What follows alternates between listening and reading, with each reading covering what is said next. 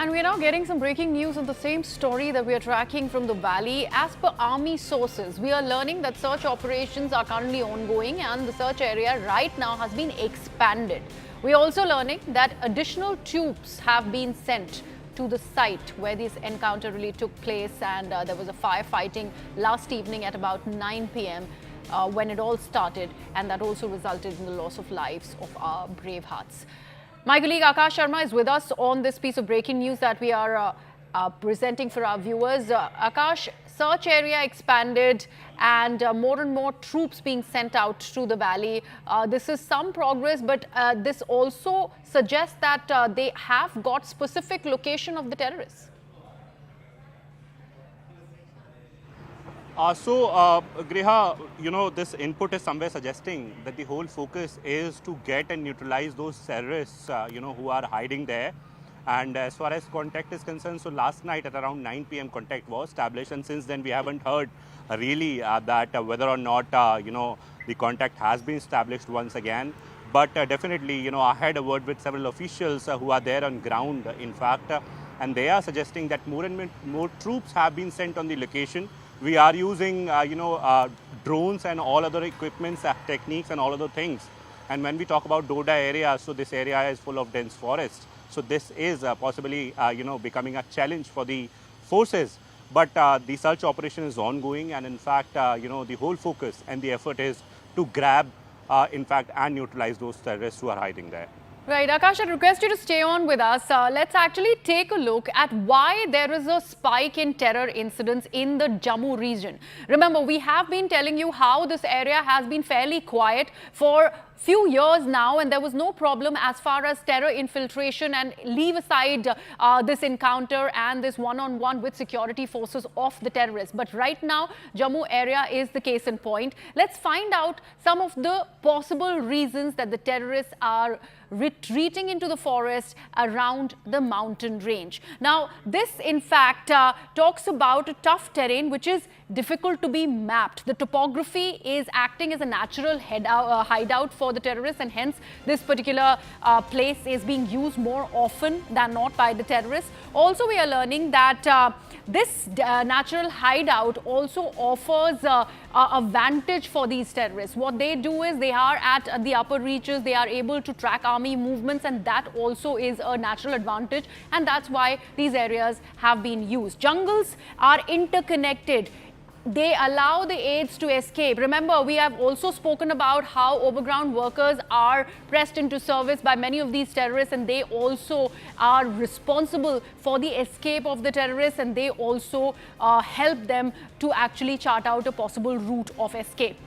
The docks vacated by the civilians are used as the hideouts. We're talking about the huts of the Bakarwals, of the nomads, which are vacated to go ahead for a better climate and because of the changing weather. Those places where they used to stay, which are called docks, are used by these terrorists to actually go ahead and stay for a while they undertake these operations. Intelligence gathering becomes very challenging. Remember that one case in point of what happens to our intel, why are our brave hearts having to lose their lives because of this ongoing encounter, because only last week we had seen what had happened in Kathua, where the terrorists had in fact launched a grenade on an army convoy on a vehicle, and they are using sophisticated equipment. Why and what is happening to the intel is the big question. Pakistan trying to expand footprint beyond Kashmir. Remember, this is also a serious question. That is something that we are also learning as intelligence gathering not only is becoming challenging, we are also learning of Pakistan's huge employment of terrorists, and also giving them ample equipment and sophisticated weapons to carry out and launch these guerrilla attacks on the Indian army. If we take a look at reason number 7, this is a possible attempt to challenge normalcy narrative. The normalcy narrative that's been set up, it's not just a narrative. Actually, the valley has been really quiet. It has been away from these terrorist activities, especially the Jammu region. But to disturb that very normal stance of Jammu and Kashmir and the normal environment, these things are being done. This terrorism bid is carried out. Reason number 8, counter-terrorism grid in Kashmir very, very strong, and it is an attempt to breach that grid, and that's why we're seeing more and more such operations. Also an attempt to activate border from Uttar Pradesh to Punjab. Remember, it's not just restricted to Jammu and Kashmir.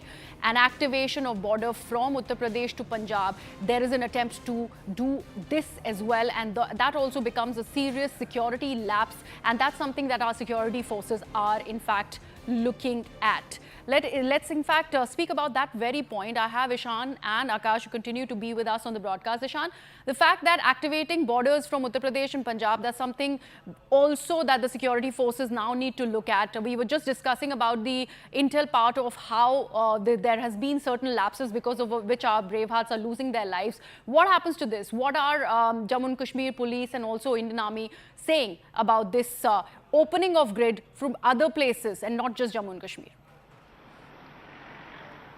Well, Griha, that's exactly why the DGP of Punjab, DGP J&K Police and the BSF's, Western head also met at Kathua to discuss several aspects of the security when it comes to the border management, particularly close to Punjab, Jammu, and all these areas where the attempts are being made to not only infiltrate but to cause harm and damage to the India's sovereignty and integrity. And not only by sending drones, the weapons, but also narcotics has become some of the main issues that all of these were discussed during the crucial meeting where the DGPs of these areas went on the table and along with other intelligence heads met to discuss all these matters. Now this has been a very large contingent who generally pick up guns in Kashmir and then they have no training and they end up dying in encounters. They're highly trained, they have knowledge about weapons, technology, and they are able to map the area because some of the equipments including the communication devices,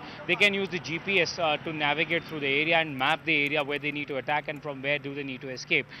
So yes, as I was pointing out earlier in the bulletins, that the use of technology is something where the forces are now focusing on, that how do they stop that? How are they able to build up the entire security grid around these areas to ensure that the peace prevails there? Operation Sabab Vinash was launched in 2005 and the more than 68 militants were killed in these heights, not to mention the operations which were before that. Several brigades were used, and now as our colleagues are reporting that the government has decided to now reoccupy these peaks, particularly which are challenging or which were under them to footprint, and that's very concerning when it comes to the security grid of India vis-a-vis Jammu. Rajouri Poonch was engulfed in violence, then how it spread to Riyasi, Kathua, and now Doda. And my experience tells, this Desa forest area has been an area where a lot of blood was spilled, particularly Doda Hills, they are very tough, rugged mountains, terrain, and thick foliage. It is a very difficult terrain, and somebody seems to be guiding these terrorists. How have they suddenly come and taken shelter in this most difficult? There's only one road going, and you become vulnerable if somebody is sitting on the height, and that's what I suspect. I think this is how casualties have been suffered, and somehow I have a hunch that somebody who is guiding these terrorists. Otherwise, they are from Pakistan. All these are Pakistani terrorists. And how have they been brought to an area which is so vulnerable for any troops operating in that area? That's what my experience tells. So I think SP, well, we're also learning that many of them were also trained on Afghanistan soil, and now that they are shifting their base, that training is coming in handy. Also, the kind of topography that they have worked in Afghanistan really comes in handy. Of course, this is a Pakistan ploy to spread its tentacles, its terror tentacles in Jammu and Kashmir, and especially targeting the Jammu region, which is again worrying. But the use of sophisticated weapons, everything is pointing to the fact that they are highly skilled terrorists who are in fact have been they have managed to enter the valley, and now they are spreading terror. Absolutely, I think you have put it very rightly, aptly, and That is the plan of Pakistan's deep state, how these terrorists have been trained in the jungle warfare, mountain warfare, and how they have been provided the sophisticated, even the bullet-piercing, the steel-coated bullets which can pierce the BP vehicle also, and the use of American carbine Yes. M4. All this is pointing out to a well thought out plan to disturb Jammu region, and I think we are in for a difficult time. We have seen a lot of blood spilling in Doda, and I didn't want Doda to be affected, but Yes. unfortunately, this is what is happening. Right. SP Vaid, thank you so much for joining us on the broadcast. Let's also now look at what former Deputy Chief Minister of Jammu and Kashmir, Mr. Kavinder Gupta, had to say about this latest encounter. ये बड़ी दुखद घटना है जिस प्रकार से army के एक मेजर और उसके साथ जवानों की हत्या होना। पहले भी इस प्रकार से जो मिलिटेंसी का एक नया तरीका आया है, जम्मू में उन्होंने पैर पसारने शुरू किए। सुरक्षा बलों पर विश्वास करके ही हमें चलना पड़ेगा, क्योंकि जो भी आज तक पिछले 35 साल की जो पीक मिलिटेंसी है, उनके कारण से ही यहाँ पर पहले से स्थिति बेहतर हुई है। लेकिन इस प्रकार की जब घटनाएं होती हैं तो निश्चय ही चिंता का विषय हो जाता है। लगातार इन घटनाओं का होना अपने आप में एक प्रश्न चिन्ह लगाता है, लोगों में दहशत फैलती है। Let me take this across to my colleagues Akash and Ishan, who are standing by with more information on the current terror operation that is ongoing. The army officers are trying to nab the terrorists who are holed up in that area. Akash, coming to you, we were talking about how the counter-terrorism grid in Kashmir is only stronger, and this attempt of these twin attacks within a week's time in the Jammu region is also an attempt to dislodge that in many ways. You see, Griha, first of all, we need to understand this, that when we talk about Kashmir, so it's a different picture altogether nowadays, and Jammu is a different picture. Because when we talk about these attacks, so, Valley and, when we talk about Kashmir area, so it is relatively peaceful.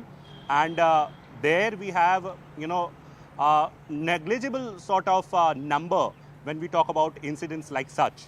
Yes, infiltration attempts are there, and in fact, we saw that how last week, in fact, a successful operation was carried out by Jawans, and how a hideout inside a house was found. Yes. But when we talk about Jammu, so here in this particular area, the challenge is that officials are basically losing their lives. In fact, we have seen that how in the ambush that was carried out on Indian Army's truck, there we lost our Jawans, and today, in fact, in this particular operation, after that was launched after the specific inputs, we have lost our Jawans. Now, when it is about these organizations, these groups, so these are the shadow groups. One incident they are carrying out in the name of Kashmir Tigers, or other incident they are carrying out in the name of PAF, and all of these organizations have direct link with either Jaish-e-Mohammed or Lashkar-e-Toiba. And in fact, to the, when we talk about the latest inputs, so we have been told that 20 to 22 terrorists in Jammu division are present at this point in time. These terrorists are carrying out these activities. They have got sophisticated weapons. They are using communication, encrypted communication, in fact, where they are taking advantage of, messengers like Telegram. They have created groups. They are propagating their narrative. They are recording their activities. They are creating videos. They are editing those videos and then, promoting and propagating those videos. So the challenge is, of course, big in terms that we have seen a number of attacks in the areas like Rajouri, Punch, Doda and Kathua, in fact. But at this point in time, while we talk about this particular operation, the current operation is ongoing. The area has been widened, of course, the search area, and we are learning that more and more troops have been sent on the particular site. Right. Ishan, the information that Akash just mentioned, that over 20 to 22 terrorists are currently active in the Jammu region. This is a get to know about their activities in the first place. Well, there are multiple factors responsible for this. One, that they don't try to come in contact where human population is more, which can help in generating the human intelligence. Once the parts of Jammu region became peaceful, so the army did not need, or the intelligence did not need a lot of, people on the ground who could provide them with the intelligence input about any, possible infiltration or any possible presence of these militants in these areas. It was by and large peaceful. And when the forces started moving towards Ladakh, Rajouri, Poonch and all these areas in Jammu were particularly the places from where the forces were sent immediately after India and China came face to face in Galwan. And that particular move was explored by the people staying across, the handlers, and they started to send their people in from Jammu. No doubt that it took them a while to synergize or to set their foot, in these areas, because there were encounters carried out in Udhampur while they were trying to, come into Jammu or come there. Many of them were also killed. But once they started to set their foot in, they had the advantage of technology, they had the advantage of forest, they had the advantage of staying away from these locations. And remember, people from Rajouri and Poonch several years back have, gone to POK and stayed there and made a life there. And several of them still have their relatives or the contacts which live there, and they are trying to explore those who have left the path of violence in the past. And there the focus of security agencies still exists, that they will try to get hold of anyone who gets in touch with the handler from across. So all of this is adding up to the fact that they don't use mobile technology, because in these areas the use of mobile is negligible, and network at certain locations is not there. We went to Riyasi, it was hard to find a network there when the bus was targeted. So that's where the communication like Ultraset, don't doubt they have been using a Thuraiya satellite communication in the past. It has been recovered prior to 2019. But this new technology of Ultraset, which is a digitally encrypted satellite communication, which pointed out the fact that many of these devices have also been used by the Pakistan Army, are being used by them. This is an advanced technology, encrypted end-to-end communication. It communicates through satellite. You can send your details, and some of them can even have a data facility which will further help them navigate and use the map to see where they have to go and where they can find a natural safety. All right, Ishan and Akash, thank you so much for bringing us all the important information about this encounter that's currently on in the Doda region of Jammu and Kashmir. Unfortunately, 5 brave hearts have had to lose their life because of the firefighting with terrorists that started